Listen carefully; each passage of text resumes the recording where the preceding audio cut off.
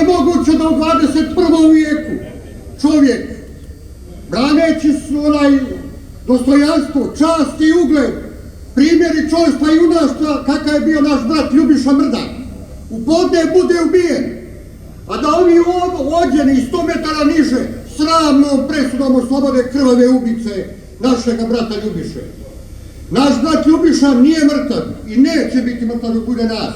A vi, lešinari, vi korumpirani tužioci i sudije, koje ste, izražava sumnju, plaćani krvavim parama krvavih ubica da ih oslobodite.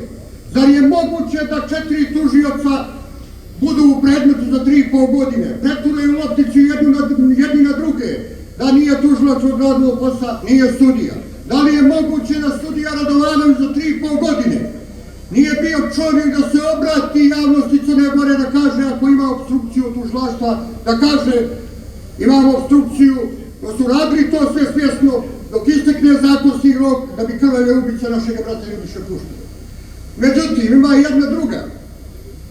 Biće, kazna njihova će biti surova i žestoka tiha, pošto su po drugi put ubili našeg brata Ljubišu.